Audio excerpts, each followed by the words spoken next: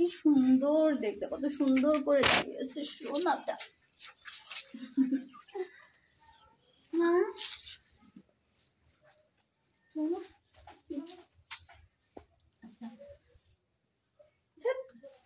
আচ্ছা ভালো, ওর উপরে বসি, তাও তো একটু ফিল পাওয়া যাবে। আরে ওরে যাওয়ার সময় পাই না, এটা তো ঘোড়ার মতো হয়ই না। মামি হ্যাঁ কি করতেছো? বাঘের উপরে বয়া কে? আরে এমনি বসছি। তুমি কি ছোট মানুষ নাকি যে বাঘের উপরে বয়া ভুম ভুম ভুম চালাইতেছো? আরে ভুম ভুম চালাই নাই, আসলে হয়েছে কি ওই অনেকদিন বাঘ দেখি না তো, এই জন্য আদর করতেছিলাম। অনেকদিন বাঘ দেখেন না, তার লেগে আদর করতেছেন। মামি হ্যাঁ আমি কিন্তু সবকিছুই বুঝি।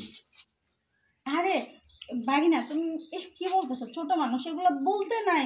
আর শোনো, বিষয়টা হচ্ছে কি, মানে তোমার মামা তো তারপরে মামা তো অনেকদিন বিদেশে থাকে তাই না, তাই মামার ফেসটাই বাঘের মধ্যে ভেসে ওঠাতে একটু দেখতেছিলাম। বুঝতে পারছি, বাঘ যে কোনটা দেখছেন আমি ভালো করে বুঝতে পারছি। মামি কি আমার, আরে মামা থাকলে এটা পড়ে যায়, বুঝলাম না। কাপড়টা একটু ঠিক করেন না। আপনাকে না কাপড় ছাড়া অনেক সুন্দর লাগে। হ্যাঁ কাপড় ছাড়া আপনার অনেক সুন্দর লাগে। তুমি আমাকে কাপড় ছাড়া কোথায় দেখছো? মানে আপনি যে চেঞ্জ করতেছিলেন পর আমি তো দেখে ভালোইছি। মামি বেশি কিছু দেখি না, আপনার কোমরের নিচে এই জায়গাটা কি আছে না, অস্থির। ও শুধু ওইটুকুই দেখছো? আরো দেখছি তো, অন্য কিছু দেখো নাই তো? নিচের থেকে আরো এরকমটা দেখছি।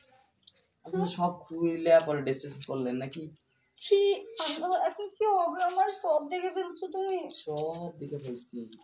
আরে তোমার মামাকে কিছু বলো না, আবার সামনে এসে দাঁড়াও তো। আসলে আমার না খালি এই দিক যাইতে মন চাই, এই দিক। আরে এখানে এসে দাঁড়াও না। আপনি কি বাঘ দেখবেন? আচ্ছা বাঘ আর কই দেখছিলাম, সত্যি কথা বলবো? বলেন। আসলে বাঘই না, তুমি কিন্তু দিন দিন খুব সুদর্শন হয়ে যাচ্ছ। তারপরে বডি ফিটনেসটাও বেড়ে যাচ্ছে। মামি হ্যাঁ ধরেন না, কেন ভুলে যাবেন তো? ভুলে যাবো কেন? তুমি কি মরিচের গুঁড়ো দিছো ওখানে? না আমি তো আগুন। ও আচ্ছা, আগুন যদি তেলকে টাচ করে তাহলে কি হয় জানেন? জ্বলে যায়। কিয়া সেই জন্য তো করছি, সেই জন্য তো করছি। হ্যাঁ এই প্রবাসীর বউ, হ্যাঁ ঢলাঢলি করতেছো কি গো? হ্যাঁ 600 ইট দিয়ে আমি আনিছিলাম ভ্যান গাড়িতে ঠেলে ঠেলে, টাকা কিটা দিবা না? তোমার বাপে দিবা না টাকা? হ্যাঁ টাকা বাকি রাখেছো, আজকে দিবে কালকে দেবে, বাড়ি বন্ধু আছি। কিটা কি করতেছিলি রে? কি কিছু করতেছিলাম না তো। আমি কিন্তু দেখি ফের আসি, তুই কিন্তু কি সুন্দর, তত সম্পর্কে মামি হয় আমি জানি। কিভাবে ধরিয়ে ঢলি কি? আরে ভাগিনা কিছু তো বলো, একটা ভ্যানওয়ালা আমাকে ধরতে। এই কাবিলা তুই দেখ আমার মামিরে ধরবি না। এই তোর মামির কুষ্টি কিলে তুই। মামি তুই দাঁড়া আপনি একটু দেখেন, আমি আসি। হ্যাঁ দাঁড়া কথা করছিস। হ্যাঁ আচ্ছা শুনেন না, বলতেছি কি কি আপনি অনেক ভালো। ভালোর গুষ্টি কিলে আমার এই যে বাকি রাখিস এই ভ্যানের ভাড়া।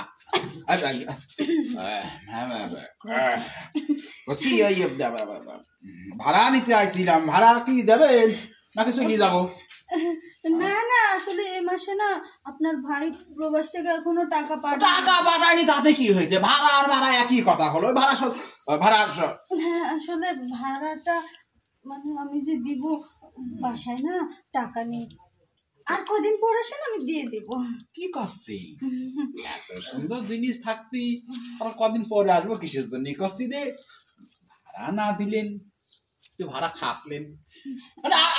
আমি যখন ভ্যান চালাই এই গ্রাম থেকে সেই গ্রাম ইট পাথর নিয়ে যাচ্ছে, ভাড়া খাটা কয় না। হ্যাঁ হ্যাঁ আচ্ছা শুনেন না,